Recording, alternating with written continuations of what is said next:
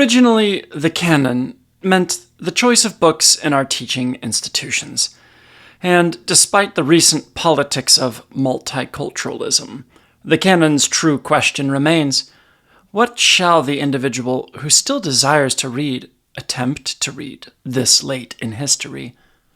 The biblical 70 years and 10 no longer suffice to read more than a selection of the great writers in what can be called the Western tradition, let alone in all the world's traditions. Who reads must choose, since there is literally not enough time to read everything, even if one does nothing but read. Mallarmé's grand line, "The flesh is sad, alas, and I have read all the books," has become a hyperbole. Overpopulation, Malthusian repletion, is the authentic context for canonical anxieties.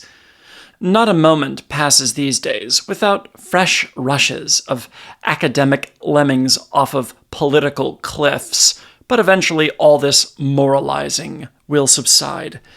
Every teaching institution will have its department of cultural studies, an ox not to be gored, and an aesthetic underground will flourish, restoring something of the romance of reading. Reviewing bad books, W.H. Auden once quipped, is bad for the character.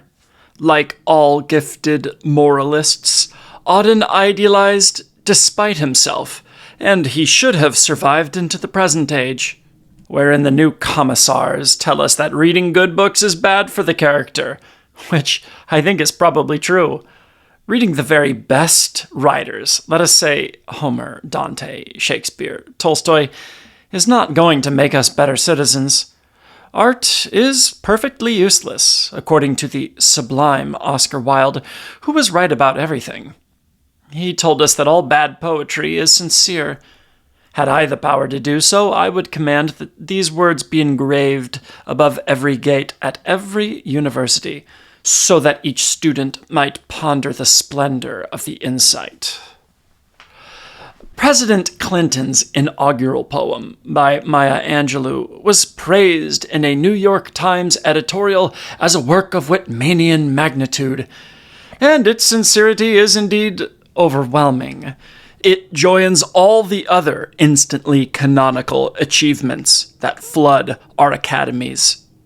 The unhappy truth is that we cannot help ourselves. We can resist up to a point, but past that point, even our own universities would feel compelled to indict us as racists and sexists.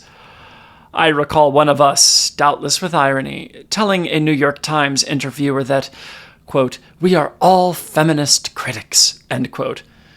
That is the rhetoric suitable for an occupied country, one that expects no liberation from liberation. Institutions may hope to follow the advice of the prince in Lampedusa's The Leopard, who counsels his peers, change everything just a little so as to keep everything exactly the same. Unfortunately, nothing ever will be the same, because the art and passion of reading well and deeply, which was the foundation of our enterprise, depended upon people who were fanatical readers when they were still small children. Even devoted and solitary readers are now necessarily beleaguered, because they cannot be certain that fresh generations will rise up to prefer Shakespeare and Dante to all other writers. The shadows lengthen in our evening land, and we approach the second millennium, expecting further shadowing. I do not deplore these matters. The aesthetic is, in my view, an individual rather than a societal concern. In any case, there are no culprits, though some of us would appreciate not being told that we lack the free, generous, and open societal vision of those who come after us. Literary criticism is an ancient art. Its inventor, according to Bruno Snell, was Aristophanes, and I tend to agree with Heinrich Heine that, quote, "there is a God, and his name is Aristophanes," end quote. Cultural criticism is another dismal social science, but literary criticism, as an art, always was and always will be an elitist phenomenon. It was a mistake to believe that literary criticism could become a basis for democratic education or for societal improvement.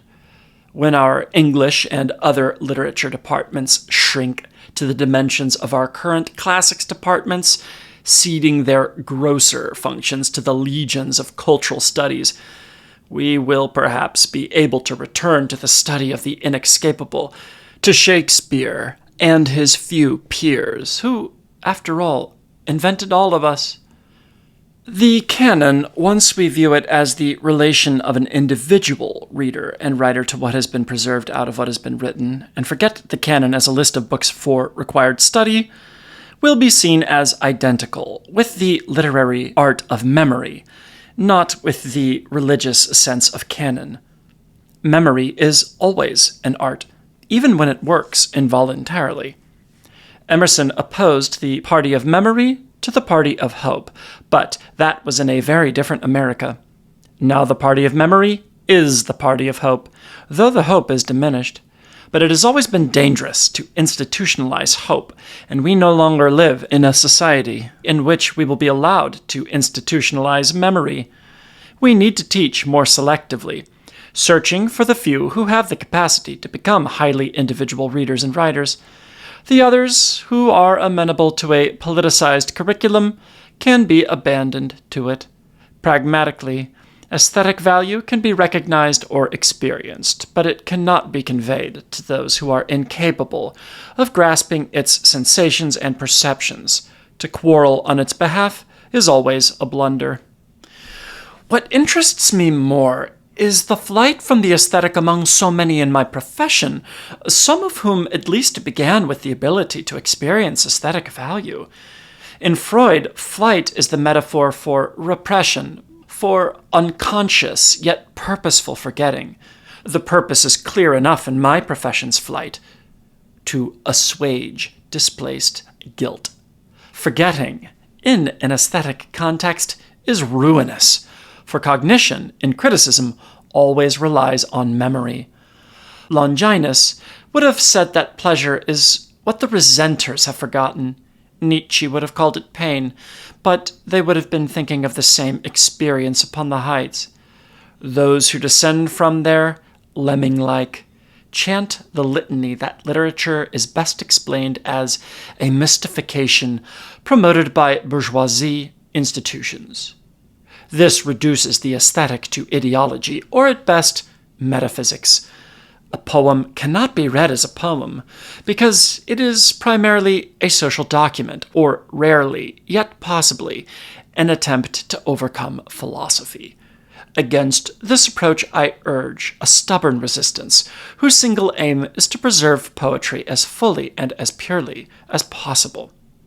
Our legions who have deserted represent a strand in our traditions that has always been in flight from the aesthetic: Platonic moralism and Aristotelian social science.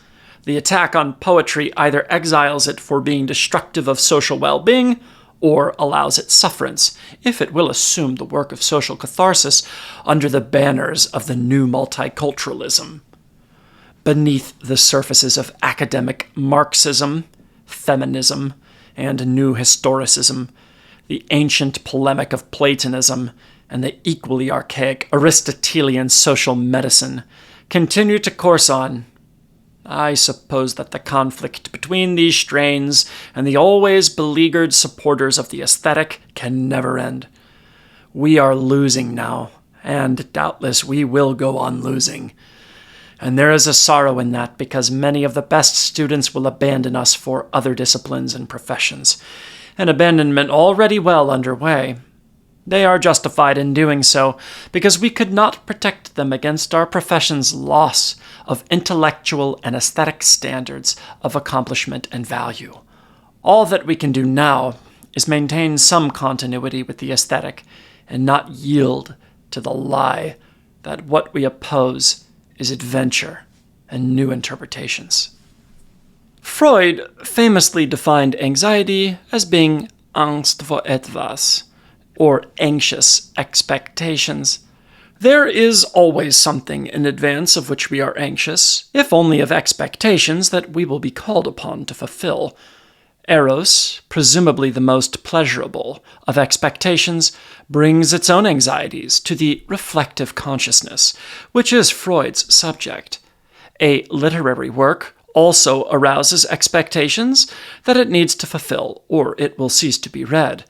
The deepest anxieties of literature are literary. Indeed, in my view, they define the literary, and become all but identical with it.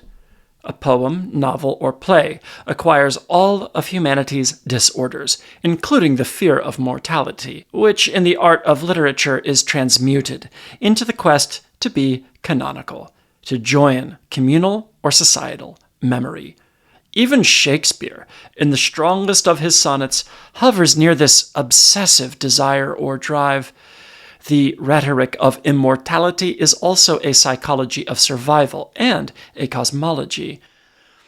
Where did the idea of conceiving a literary work that the world would not willingly let die come from? It was not attached to the scriptures by the Hebrews, who spoke of canonical writings as those that polluted the hands that touched them, presumably because mortal hands were not fit to hold sacred writings. Jesus replaced the Torah for Christians, and what mattered most about Jesus was the resurrection. At what date in the history of secular writing did men begin to speak of poems or stories as being immortal? The conceit is in Petrarch, and is marvelously developed by Shakespeare in his sonnets. It is already a latent element in Dante's praise of his own Divine Comedy. We cannot say that Dante secularized the idea because he subsumed everything, and so, in a sense, secularized nothing. For him, his poem was prophecy, as much as Isaiah was prophecy, so perhaps we can say that Dante invented our modern idea of the canonical. Ernst Robert Curtius, the eminent medieval scholar, emphasizes that Dante considered only two journeys into the beyond before his own to be authentic: Virgil's Aeneas in Book 6 of his epic, and St. Paul's, as recounted in 2 Corinthians, chapter 12, verse 2. Out of Aeneas came Rome. Out of Paul came Gentile Christianity.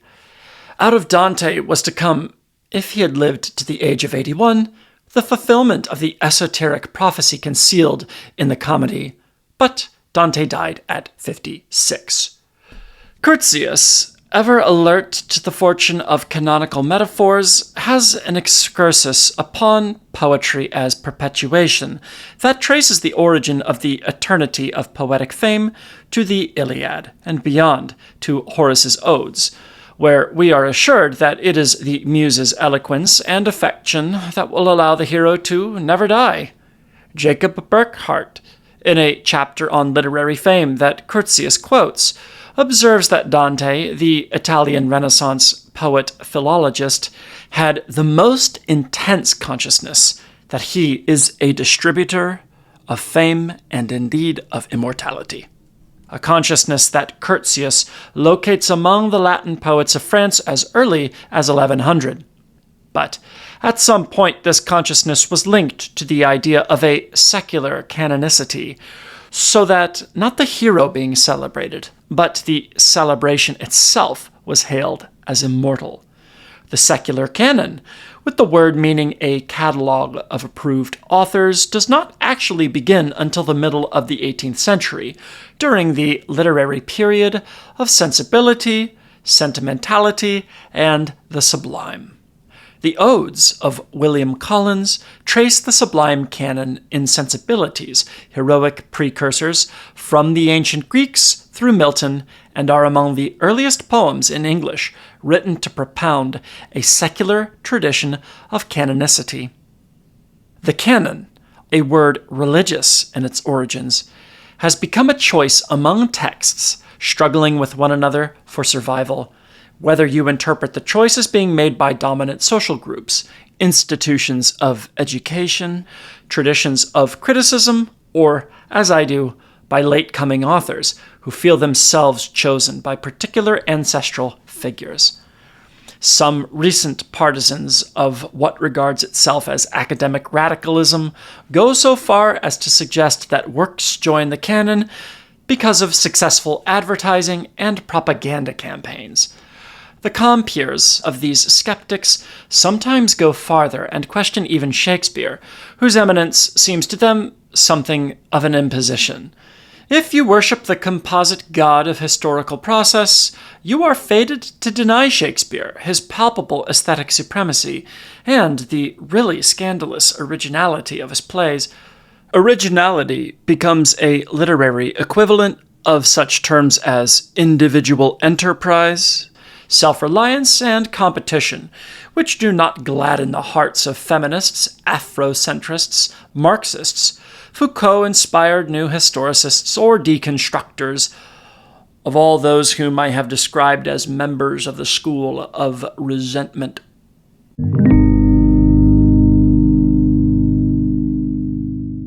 One illuminating theory of canon formation is presented by Alistair Fowler in his Kinds of Literature. In a chapter on hierarchies of genres and canons of literature, Fowler remarks that changes in literary taste can often be referred to revaluation of genres that the canonical works represent. In each era, some genres are regarded as more canonical than others. In the earlier decades of our time, the American prose romance was exalted as a genre, which helped to establish Faulkner, Hemingway, and Fitzgerald as our dominant 20th century writers of prose fiction, fit successors to Hawthorne, Melville, Mark Twain, and the aspect of Henry James that triumphed in the Golden Bowl and the Wings of the Dove. The effect of this exaltation of romance over the realistic novel was that visionary narratives like Faulkner's As I Lay Dying, Nathaniel West's Miss Lonely Hearts, and Thomas Pynchon's The Crying of Lot 49 enjoyed more critical esteem than Theodore Dreiser's Sister Carrie and An American Tragedy. Now, a further revision of genres has begun with the rise of the journalistic novel, such as Truman Capote's In Cold Blood, Norman Mailer's The Executioner's Song, and Tom Wolfe's The Bonfire of the Vanities. An American Tragedy has recovered much of its luster in the atmosphere of these works. The historical novel seems to have been permanently devalued.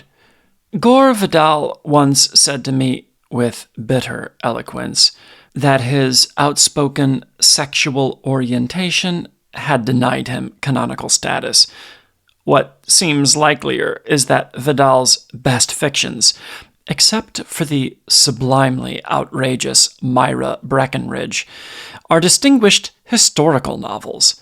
Lincoln, Burr, and several more come to mind, and this subgenre is no longer available for canonization, which helps to account for the morose fate of Norman Mailer's exuberantly inventive Ancient Evenings, a marvelous anatomy of humbuggery and bumbuggery that could not survive its placement in the ancient Egypt of the Book of the Dead. History writing and narrative fiction have come apart, and our sensibilities seem no longer able to accommodate them one to the other. Fowler goes a long way toward expounding the question of just why all genres are not available at any one time. Fowler writes, "We have to allow for the fact that the complete range of genres is never equally, let alone fully, available in any one period. Each age has a fairly small repertoire of genres that its readers and critics can respond to with enthusiasm, and the repertoire easily available to its writers is smaller still. The temporary canon is fixed for all but the greatest or strongest or most arcane writers." Each age makes new deletions from the repertoire. In a weak sense, all genres perhaps exist in all ages, shadowily embodied in bizarre and freakish exceptions, but the repertoire of active genres has always been small and subject to proportionately significant deletions and additions. Some critics have been tempted to think of the generic system almost on a hydrostatic model, as if its total substance remained constant, but subject to redistributions. But there is no firm basis for such speculation. We do better to treat the movements of genres simply in terms of aesthetic choice. And Fowler finishes. I myself would want to argue, partly following Fowler, that aesthetic choice has always guided every secular aspect of canon formation, but that is a difficult argument to maintain at this time, when the defense of the canon, like the assault against it, has become so heavily politicized. Ideological defenses of the Western canon are as pernicious in regard to aesthetic values as the onslaughts of attackers who seek to destroy the canon, or to, as they say, open it up. Nothing is so essential to the Western canon as its principles of selectivity, which are elitist only to the extent that they are founded upon severely artistic criteria. Those who oppose the canon insist that there is always an ideology involved in canon formation. Indeed, they go farther and speak of the ideology of canon formation, suggesting that to make a canon, or perpetuate one, is an ideological act in itself. The hero of these anti-canonizers is Antonio Gramsci, who, in his Selections from the Prison Notebooks, denies that any intellectual can be free of the dominant social group if he relies upon merely the special qualification that he shares with the craft of his fellows.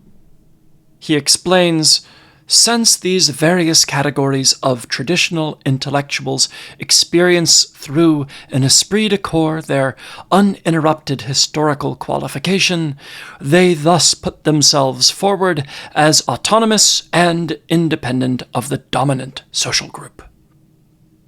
As a literary critic in what I now regard as the worst of all times for literary criticism, I do not find Gramsci's stricture relevant.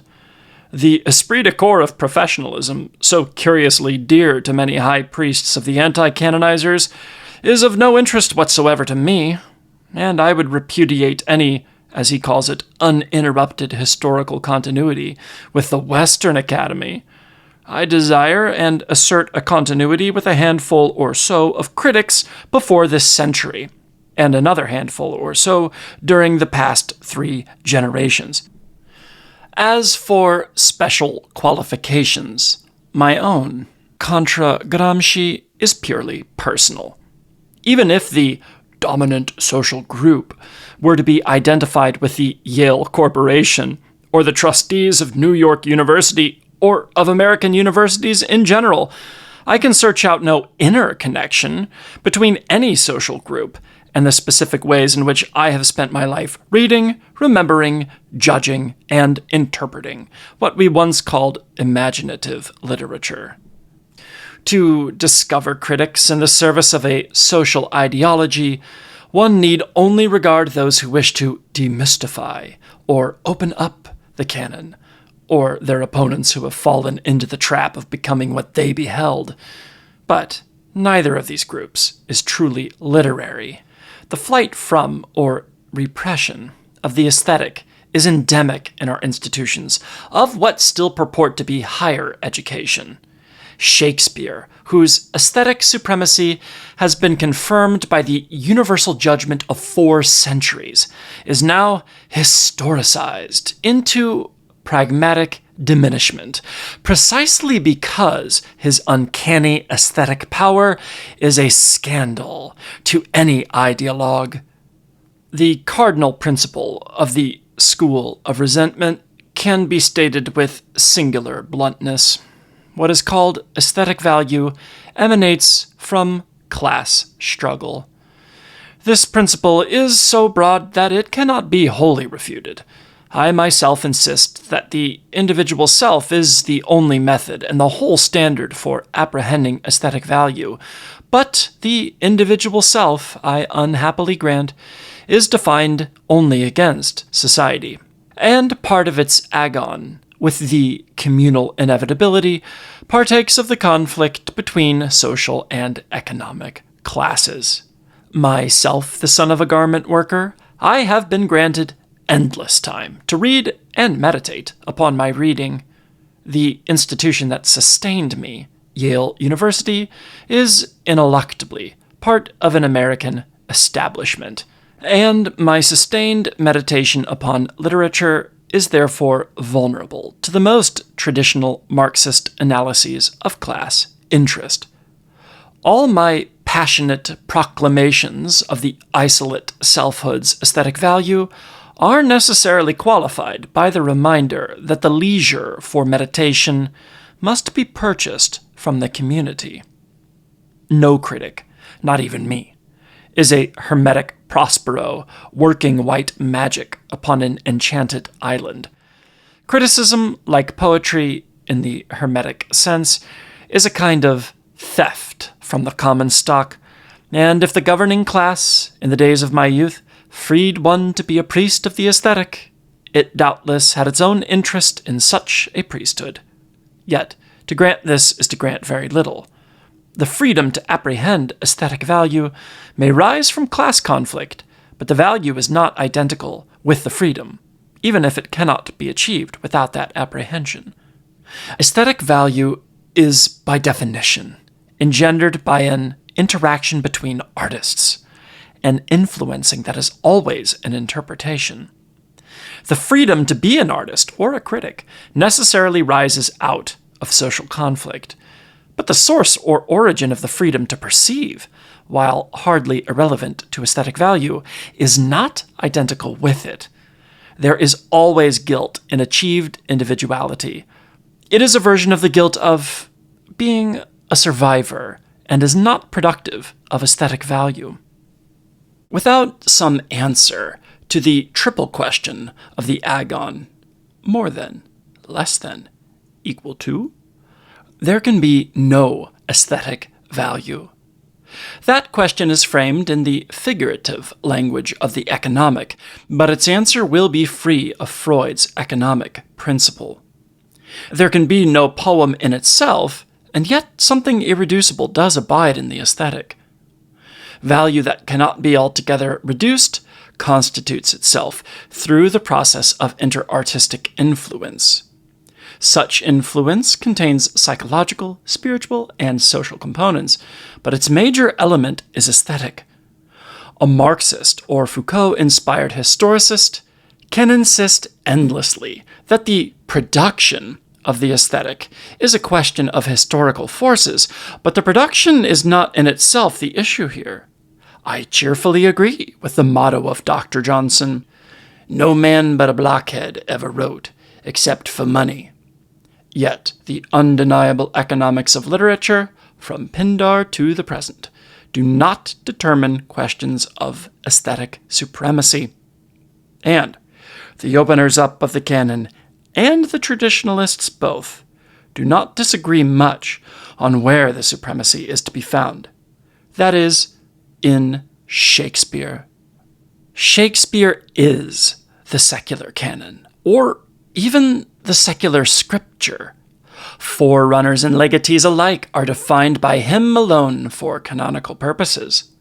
This is the dilemma that confronts partisans of resentment. Either they must deny Shakespeare's unique eminence, a painful and difficult matter, or they must show why and how history and class struggle produced just those aspects of his plays that have generated his centrality in the Western canon. Here they confront insurmountable difficulty in Shakespeare's most idiosyncratic strength, Shakespeare is always ahead of you, conceptually and imagistically, whoever and whenever you are. He renders you anachronistic because Shakespeare contains you. You cannot subsume him. You cannot illuminate him with a new doctrine, be it Marxism or Freudianism or Demonian linguistic skepticism. Instead, Shakespeare will illuminate the doctrine, not by prefiguration, but by postfiguration, as it were. All of Freud that matters most is there in Shakespeare already, with a persuasive critique of Freud besides. The Freudian map of the mind is Shakespeare's. Freud seems only to have prosified it. Or, to vary my point, a Shakespearean reading of Freud illuminates and overwhelms the text of Freud. A Freudian reading of Shakespeare reduces Shakespeare, or would if we could bear a reduction that crosses the line into absurdities of loss. Coriolanus is a far more powerful reading of Marx's 18th Brumaire of Louis Napoleon than any Marxist reading of Coriolanus could ever be. Shakespeare's eminence, I am certain, is the rock upon which the school of resentment must at last founder. How can they have it both ways? If it is arbitrary that Shakespeare centers the canon, then they need to show why the dominant social class selected him rather than, say, Ben Jonson for that arbitrary role. Or if history, and not the ruling circles, exalted Shakespeare, what was it in Shakespeare that so captivated the mighty demiurge, economic and social history? Clearly, this line of inquiry begins to border on the fantastic. How much simpler to admit that there is a qualitative difference, a difference in kind, between Shakespeare and every other writer, even Chaucer, even Tolstoy, or whoever. Originality is the great scandal that resentment cannot accommodate, and Shakespeare remains the most original writer that we will ever know. All strong literary originality becomes canonical. Some years ago, on a stormy night in New Haven, I sat down to reread yet once more John Milton's Paradise Lost. I had to write a lecture on Milton as part of a series I was delivering at Harvard University, but I wanted to start all over again with the poem, to read it as though I had never read it before, indeed, as though no one had ever read it before. To do so meant dismissing a library of Milton criticism from my head, which was virtually impossible.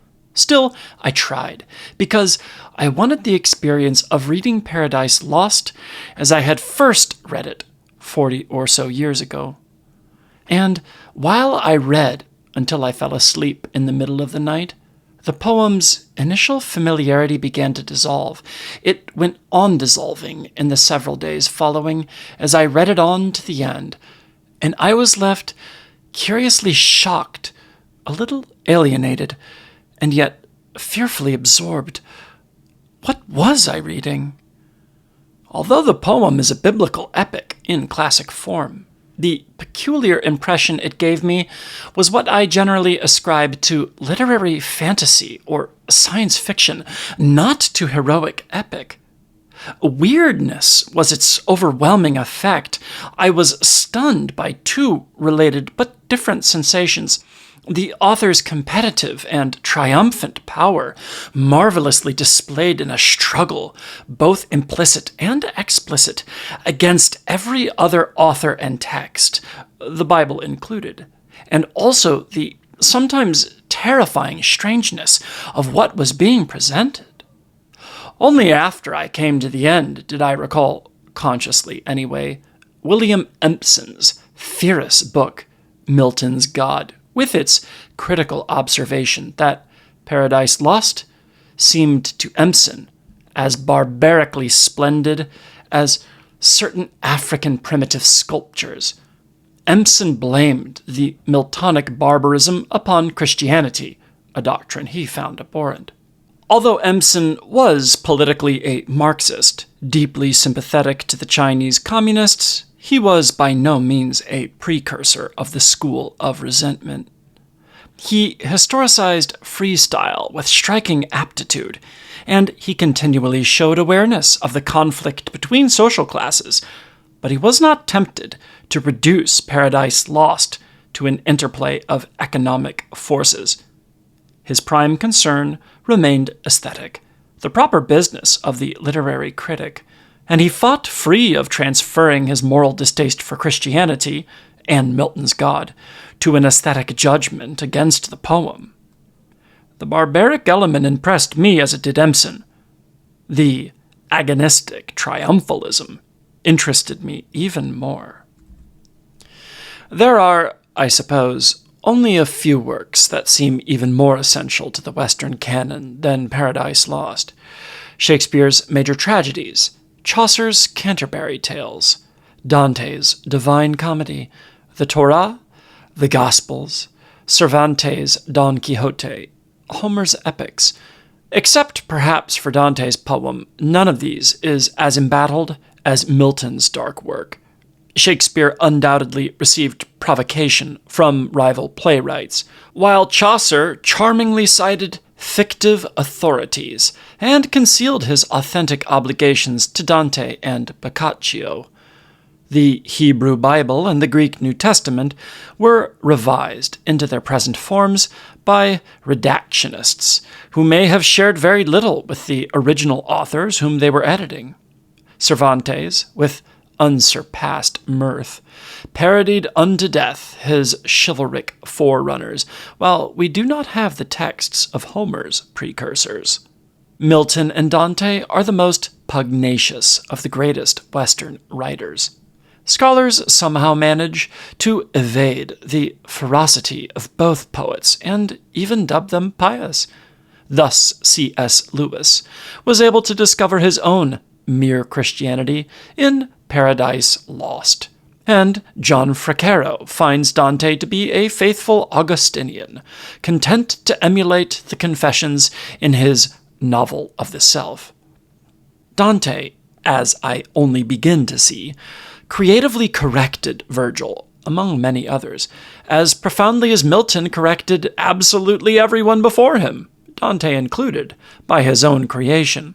But whether the writer is playful in the struggle, like Chaucer and Cervantes and Shakespeare, or aggressive, like Dante and Milton, the contest is always there. This much of Marxist criticism seems to me valuable. In strong writing, there is always conflict, ambivalence, contradiction between subject and structure. Where I part from the Marxists is on the origins of the conflict. From Pindar to the present, the writer battling for canonicity may fight on behalf of a social class, as Pindar did for the aristocrats, but primarily each ambitious writer is out for himself alone, and will frequently betray or neglect his class in order to advance his own interests, which center entirely upon individuation. Dante and Milton both sacrificed much for what they believed to be a spiritually exuberant and justified political course, but neither of them would have been willing to sacrifice his major poem for any cause whatsoever. Their way of arranging was to identify the cause with the poem, rather than the poem with the cause. In doing so, they provided a precedent that is not much followed these days by the academic rabble that seeks to connect the study of literature with the quest for social change. One finds modern American followers of this aspect of Dante and Milton where one would expect to find them, in our strongest poets since Whitman and Dickinson, the socially reactionary Wallace Stevens and Robert Frost. Those who can do canonical work invariably see their writings as larger forms than any social program, however exemplary. The issue is containment, and great literature will insist upon its self-sufficiency in the face of the worthiest causes: feminism, African American culturism, and all the other politically correct enterprises of our moment. The thing contained varies. The strong poem, by definition, refuses to be contained, even by Dante's or Milton's God.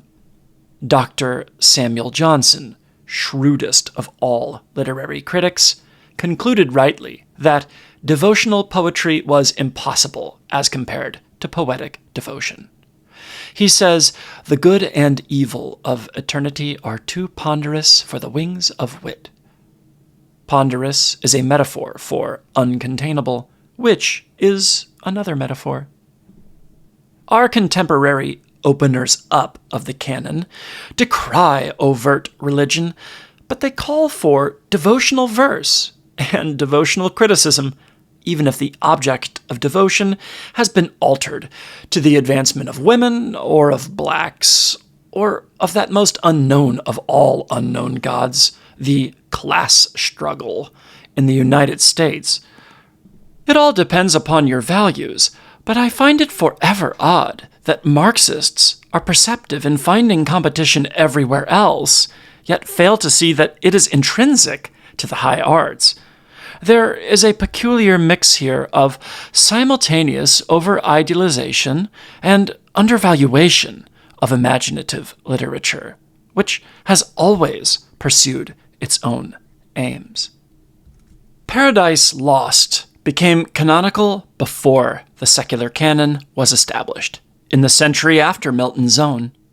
The answer to who canonized Milton is, in the first place, John Milton himself, but in almost the first place, other strong poets, from his friend Andrew Marvell through John Dryden, and on to nearly every crucial poet of the 18th century.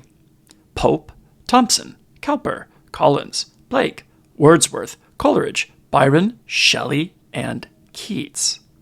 Certainly the critics, Dr. Johnson and Hazlitt, contributed to the canonization, but Milton, like Chaucer, Spenser, and Shakespeare before him, and like Wordsworth after him, simply overwhelmed the tradition and subsumed it. That is the strongest test for canonicity. Only a very few could overwhelm and subsume the tradition, and perhaps none now can. So the question today is, can you compel the tradition to make space for you by nudging it from within, as it were, rather than from without, as the multiculturalists wish to do? The movement from within the tradition cannot be ideological, or place itself in the service of any social aims, however morally admirable. One breaks into the canon only by aesthetic strength, which is constituted primarily of an amalgam: mastery of figurative language, originality, cognitive power, knowledge, and exuberance of diction. The final injustice of historical injustice is that it does not necessarily endow its victims with anything except a sense of their own victimization. Whatever the Western canon is, it is not a program for social salvation.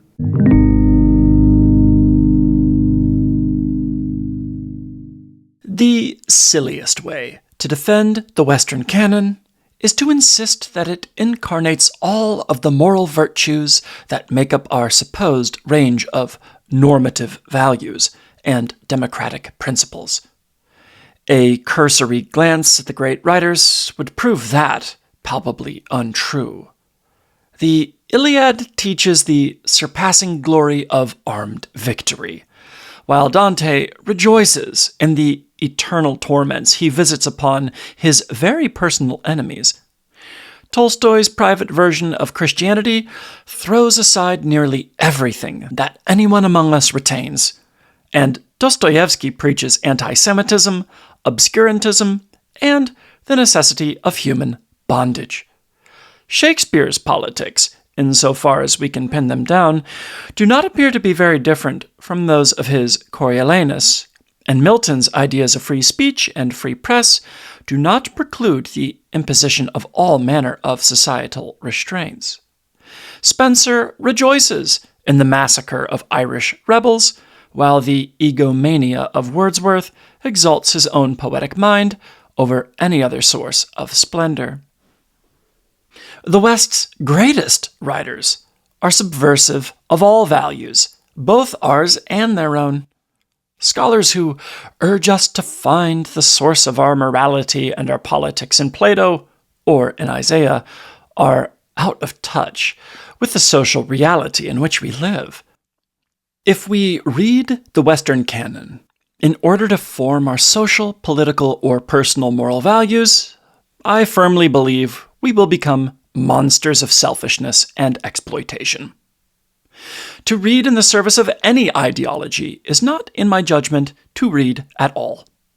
On the contrary, the reception of aesthetic power enables us to learn how to talk to ourselves and how to endure ourselves. The true use of Shakespeare or of Cervantes, of Homer or of Dante, of Chaucer or of Rabelais, is to augment one's own growing inner self. Reading deeply in the canon will not make one a better or a worse person, a more useful or more harmful citizen. The mind's dialogue with itself is not primarily a social reality. All that the Western canon can bring one is the proper use of one's own solitude, that solitude whose final form is one's confrontation with one's own mortality. We possess the canon because we are mortal and also rather belated. There is only so much time, and time must have a stop. There is more to read than there ever was before. From the Yahwist and Homer to Freud and Beckett is a journey of nearly 3 millennia. And since that voyage goes past harbors as infinite as Dante, Chaucer, Montaigne, Shakespeare, and Tolstoy, all of whom amply compensate a lifetime's worth of rereadings, we are in the pragmatic dilemma of excluding something else each time we read or reread extensively. One ancient test for the canonical remains fiercely valid.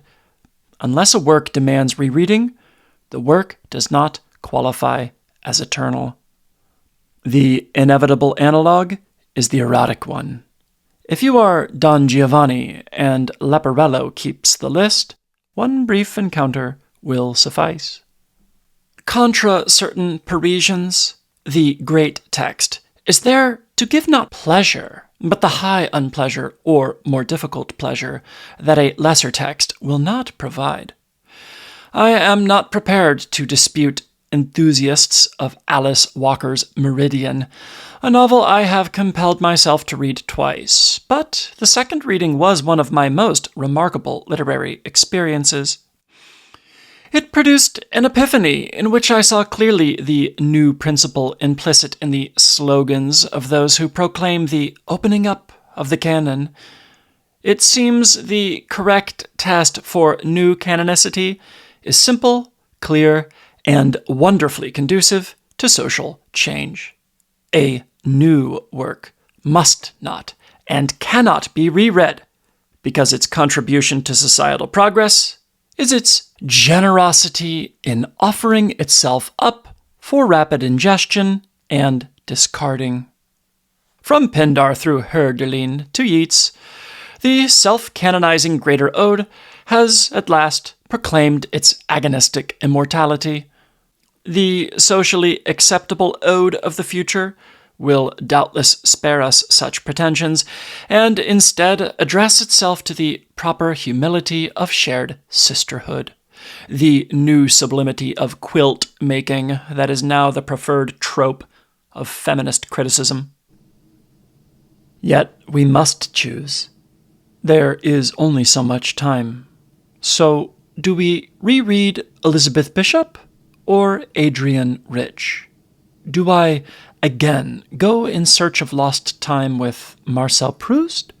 Or am I to attempt yet another rereading of Alice Walker's stirring denunciation of all males, black or white? My former students, many of them now stars of the School of Resentment, proclaim that they teach social selflessness, which begins in learning how to read selflessly. The author has no self? The literary character has no self? And the reader has no self? Shall we gather at the river with these generous ghosts, free of the guilt of past self-assertions, and be baptized in the waters of Lethe? What shall we do to be saved?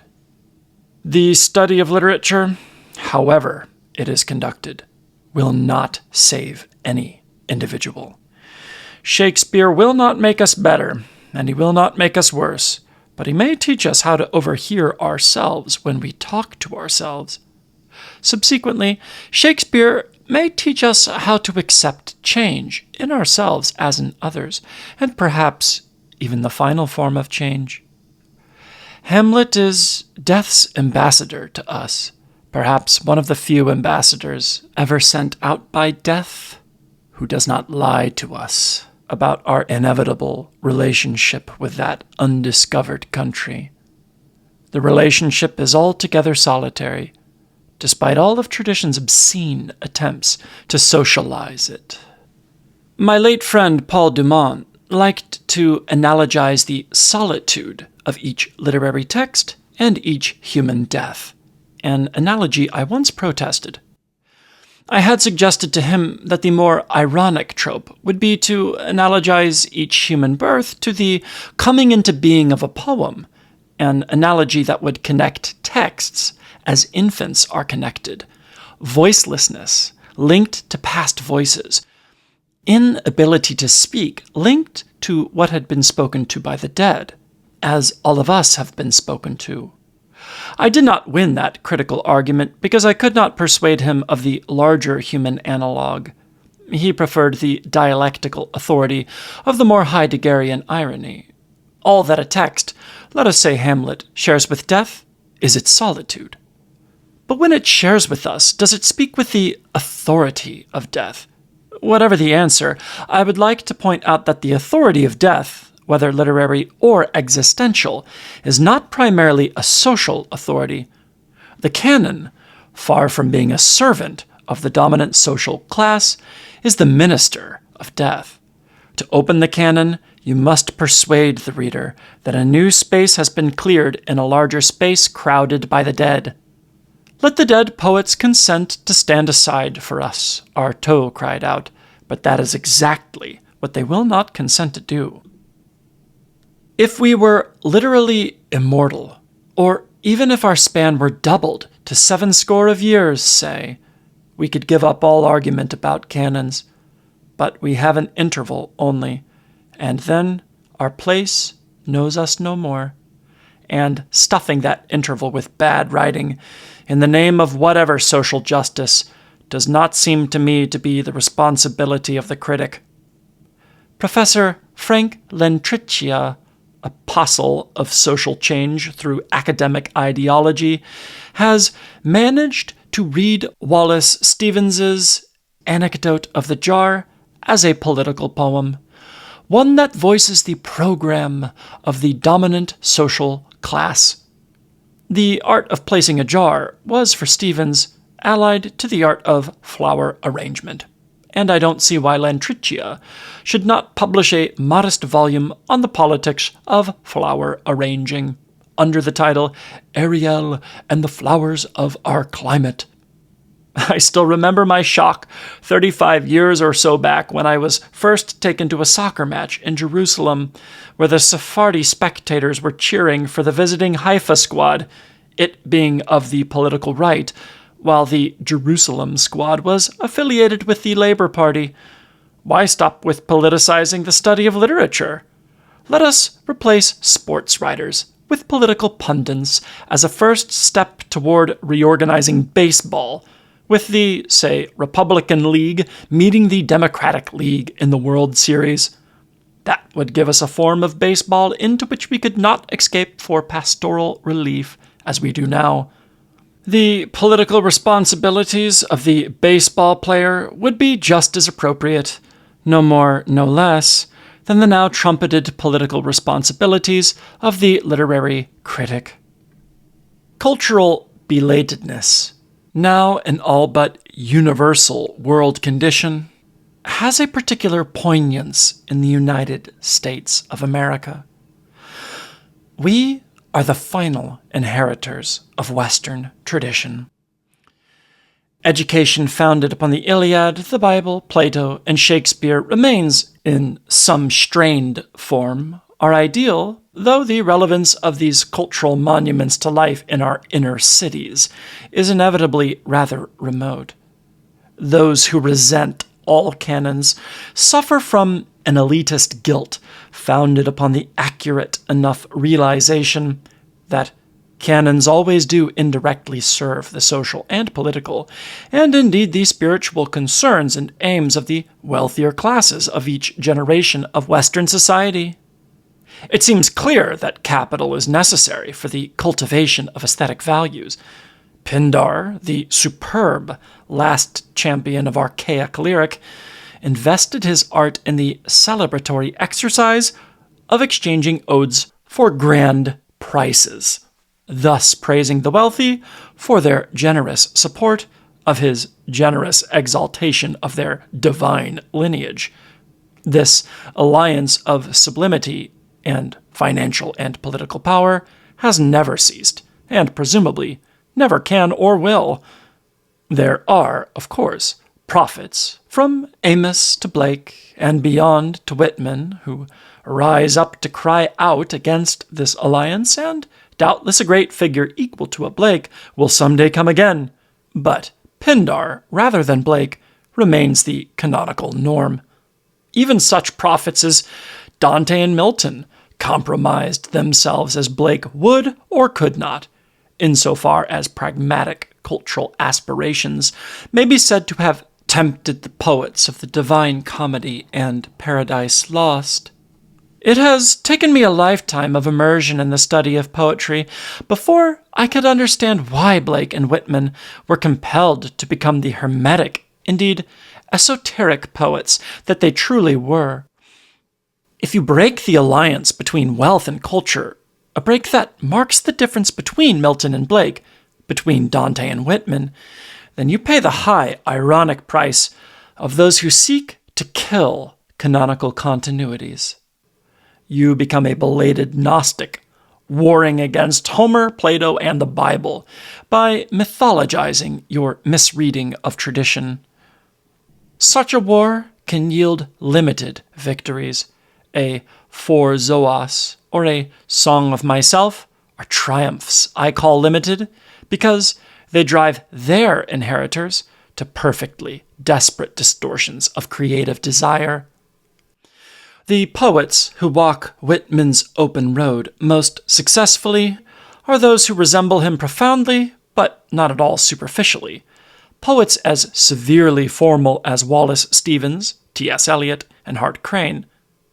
Those who seek to emulate his apparently open forms all die in the wilderness, inchoate rhapsodists and academic impostors, sprawling in the wake of their delicately hermetic father. Nothing is got for nothing, and Whitman will not do your work for you.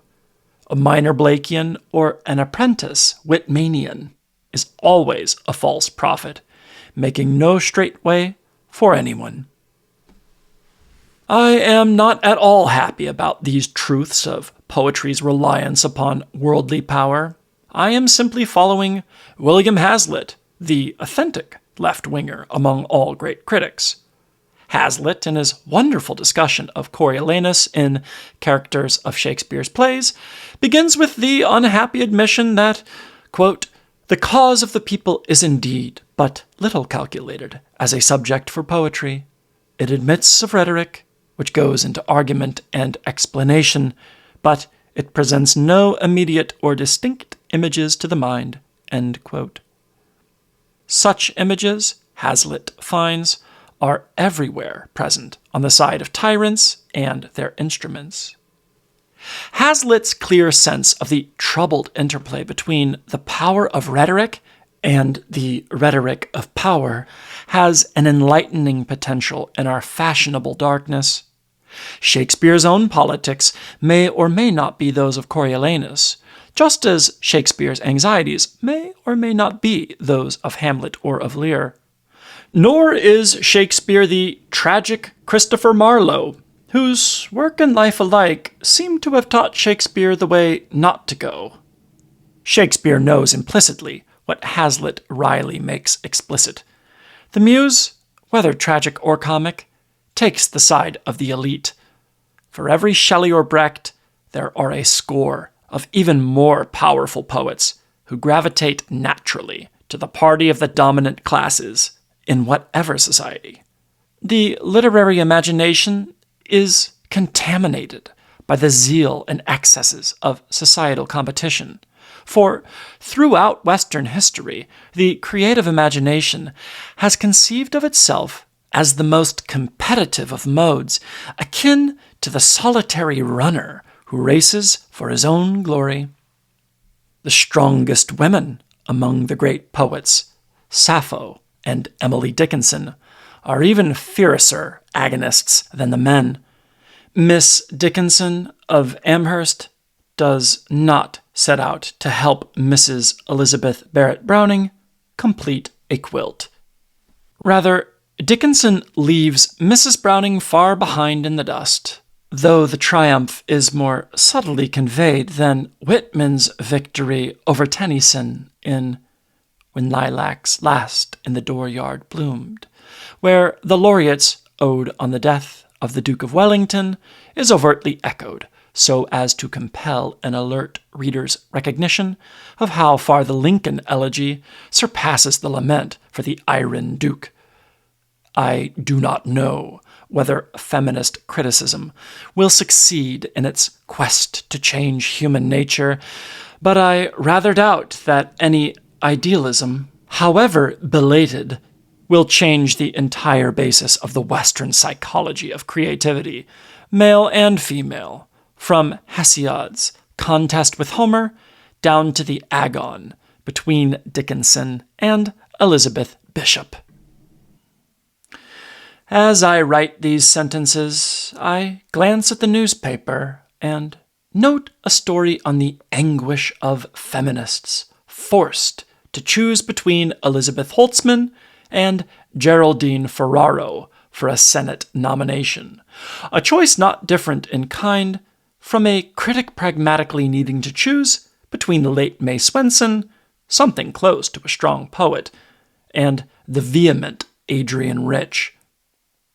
A purported poem may have the most exemplary sentiments, the most exalted politics, and may also be not much of a poem.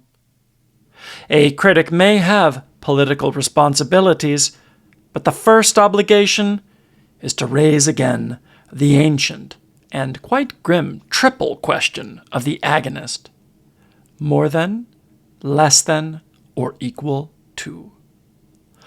We are destroying all intellectual and aesthetic standards in the humanities and social sciences in the name of social justice.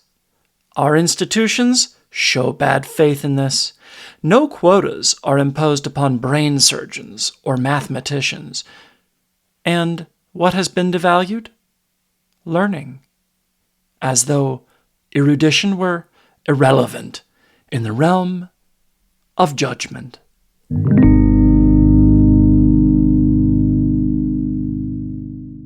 The Western Canon, despite the limitless idealism of those who would open it up, exists precisely in order to impose limits, to set a standard of measurement that is anything but political or moral. I am aware that there is now a kind of covert alliance between popular culture and what calls itself culture criticism, and in the name of that alliance, cognition itself may doubtless yet acquire the stigma of the incorrect. Cognition cannot proceed without memory, and the canon is the true art of memory, the authentic foundation for cultural thinking. Most simply, The canon is Plato and Shakespeare. It is the image of the individual thinking, whether it be Socrates thinking through his own dying, or Hamlet contemplating that undiscovered country called death. Mortality joins memory in the consciousness of reality testing that the canon induces. By its very nature, the Western canon will never close, but it cannot be forced open by our current cheerleaders. Strength alone can open it up, the strength of a Freud or a Kafka, persistent in their cognitive negations. Cheerleading is the power of positive thinking transported to the academic realm. The legitimate student of the Western canon respects the power of the negations inherent in cognition, enjoys the difficult pleasures of aesthetic apprehension, and learns the hidden roads that erudition teaches us to walk, even as we reject easier pleasures, including the incessant calls of those who assert a political virtue that would transcend all our memories of individual aesthetic experience. Easy immortalities haunt us now because the current staple of our popular culture has ceased to be the rock concert, which has been replaced by the rock video, the essence of which is an instantaneous immortality, or rather the possibility thereof. The relation between spiritual and literary concepts of immortality has always been vexed, even among the ancient Greeks and Romans, where poetic and Olympian eternities mixed rather promiscuously. This vexation was tolerable, even benign, in classical literature, but became more ominous in Christian Europe. Catholic distinctions between divine immortality and human fame, firmly founded upon a dogmatic theology, remained fairly precise until the advent of Dante, who regarded himself as a prophet, and so implicitly gave his Divine Comedy the status of a new scripture. Dante pragmatically voided the distinction between secular and sacred canon formation, a distinction that has never quite returned, which is yet another reason for our vexed sense of power and authority. The terms power and authority have pragmatically opposed meanings in the realms of politics and what we still ought to call imaginative literature. If we have difficulty in seeing the opposition, it may be because of the intermediate realm that calls itself spiritual. Spiritual power and spiritual authority notoriously shade over into both politics and poetry. Thus, we must distinguish the aesthetic power and authority of the Western canon from whatever spiritual, political, or even moral consequences it may have fostered. Although reading, writing, and teaching are necessarily social acts, even teaching has its solitary aspect, a solitude only two could share, in Wallace Stevens's language. Gertrude Stein maintained, one wrote for oneself and for strangers, a superb recognition that I would extend into a parallel apothegm. One reads for oneself and for strangers.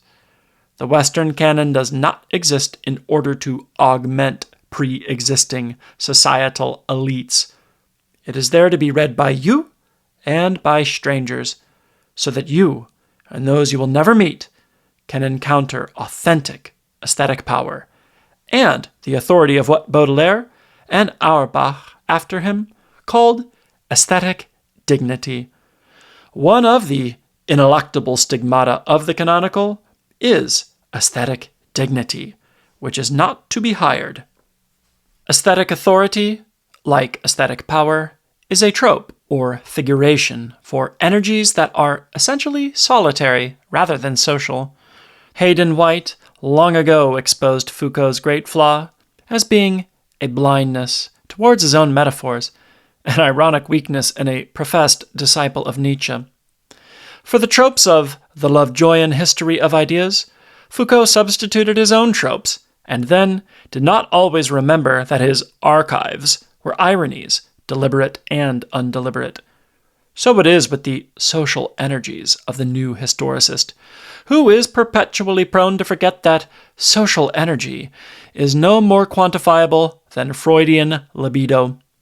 Aesthetic authority and creative power are tropes too, but what they substitute for, call it the canonical, has a roughly quantifiable aspect, which is to say that William Shakespeare wrote 38 plays, 24 of them masterpieces, but social energy has never written a single scene.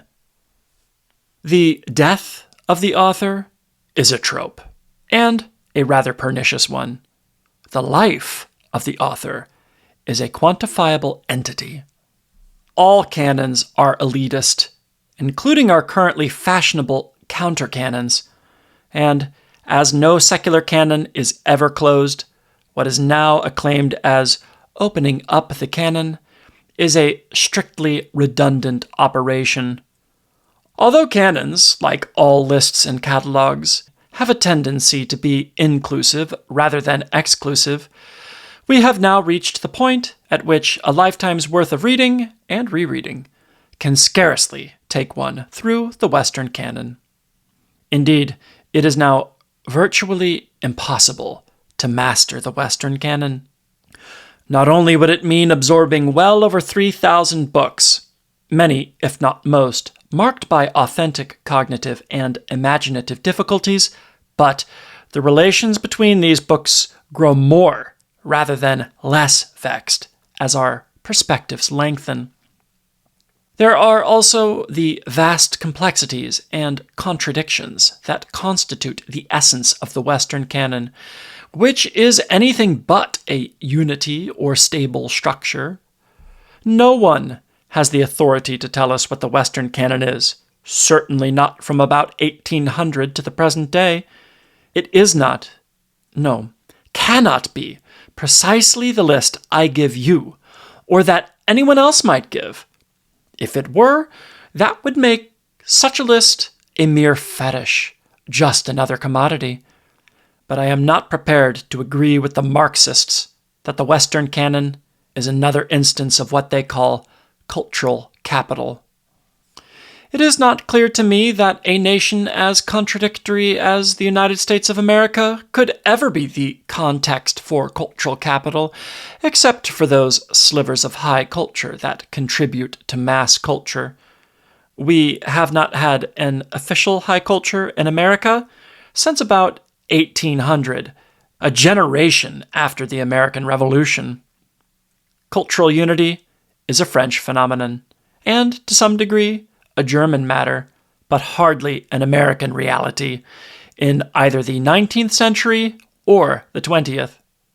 In our context, and from our perspective, the Western canon is a kind of survivor's list. The central fact about America, according to the poet Charles Olson, is space. But Olson wrote that as the opening sentence of a book on Melville, and thus on the 19th century. At the close of the 20th century, our central fact is time, for the evening land is now in the West's evening time. Would one call the list of survivors of a 3,000-year-old cosmological war a fetish? The issue is the mortality or immortality of literary works. Where they have become canonical, they have survived an immense struggle in social relations, but those relations have very little to do with class struggle. Aesthetic value emanates from the struggle between texts, in the reader, in language, in the classroom, in arguments within a society. Very few working class readers ever matter in determining the survival of texts, and left-wing critics cannot do the working class's reading for it. Aesthetic value rises out of memory, and so, as Nietzsche saw, out of pain. The pain of surrendering easier pleasures in favor of much more difficult ones. Workers have anxieties enough, and turn to religion as one mode of relief. Their sure sense that the aesthetic is, for them, Only Another Anxiety helps to teach us that successful works are achieved anxieties, not releases from anxieties. Canons, too, are achieved anxieties, not unified props of morality, Western or Eastern. If we could conceive of a universal canon, multicultural and multivalent, its one essential book would not be a scripture, whether the Bible, the Quran, or an Eastern text, but rather Shakespeare, who is acted and read everywhere, in every language and circumstance.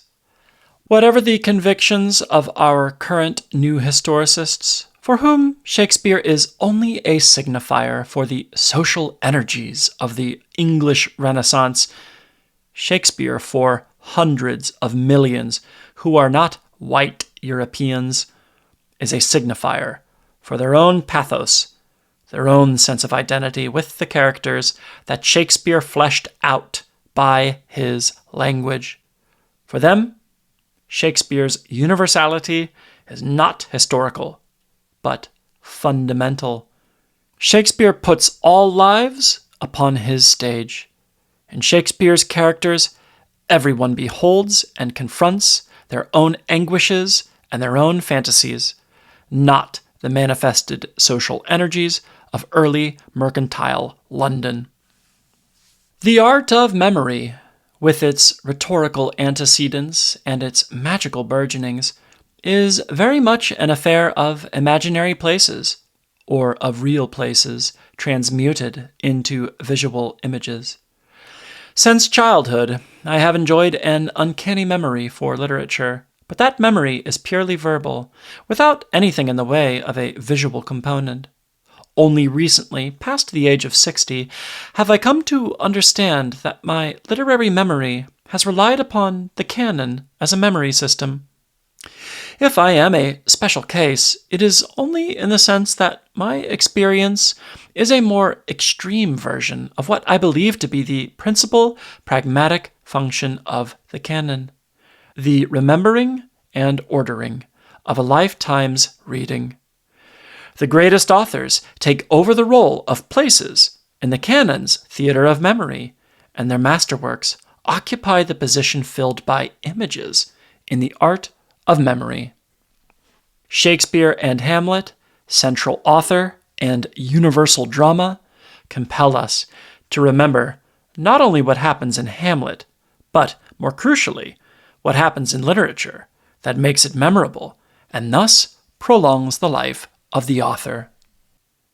The death of the author, proclaimed by Foucault, Barthes, and many clones after them, is another anti-canonical myth, similar to the battle cry of resentment that would dismiss all of the dead white European males, that is to say, for a baker's dozen, Homer, Virgil, Dante, Chaucer, Shakespeare, Cervantes, Montaigne, Milton, Goethe, Tolstoy, Ibsen, Kafka, and Proust. Livelier than you are, whoever you are, these authors were indubitably male, and, I suppose, white. But they are not dead, especially when compared to any living author whomsoever. Among us now are Garcia Marquez, Pynchon, Ashbery, and others who are likely to become as canonical as Borges and Beckett among the recently deceased. But Cervantes and Shakespeare are of another order of vitality. The canon is indeed a gauge of vitality, a measurement that attempts to map the incommensurate. The ancient metaphor of the writer's immortality is relevant here, and renews the power of the canon for us. Curtius has an excursus on poetry as perpetuation, where he cites Burckhardt's Reverie on fame in literature, as equating fame and immortality. But Burckhardt and Curtius lived and died before the age of Andy Warhol, when so many are famous for 15 minutes each.